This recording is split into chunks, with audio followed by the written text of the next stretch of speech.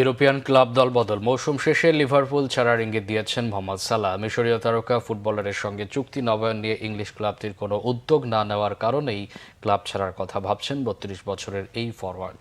Old ট্রাফোর্ডে ১০ম গোল করেছেন মোহাম্মদ সালাহ। রবিবার premier লিগের ম্যাচটিতে ম্যানচেস্টার ইউনাইটেডকে ৩-০ গোলে উড়িয়ে দিয়েছে লিভারপুল। একটি গোল করে আর লুইস দিয়াসকে দিয়ে দুটি গোল করান মিশরীয় তারকা ফুটবলার। এই নিয়ে চলতি লিগে লিভারপুলের টানা ৩ ম্যাচেই গোল পেলেন ৩২ বছরের মিশরীয় স্ট্রাইকার। তবে ওল্ড ট্রাফোর্ডে ম্যাচ শেষে মন খারাপ হওয়ার মতোই খবর দিয়েছেন সালাহ। বলেছেন, হয়তো এই মৌসুম শেষেই অ্যানফিল্ডের ক্লাবটি থেকে বিদায় নেবেন। ২০১৭ সালে লিভারপুলে যোগ দেওয়ার পর ২১৪ গোল করা এই অভিজ্ঞ ফরোয়ার্ড স্কাই স্পোর্টসকে এই কথা জানিয়েছেন। কারণটাও সঙ্গত। এই মৌসুম শেষেই সালাহর সঙ্গে লিভারপুলের চুক্তির মেয়াদ ফুরাবে। সেই মেয়াদ বাড়ানো নিয়ে দুই পক্ষের মধ্যে এখন পর্যন্ত কোনো আলোচনা হয়নি। এটা ক্লাবের ব্যাপার, অথচ ক্লাবের কেউ চুক্তি নিয়ে তার সঙ্গে আলাপ করেনি, আক্ষেপ নিয়ে বলেছেন সালাহ।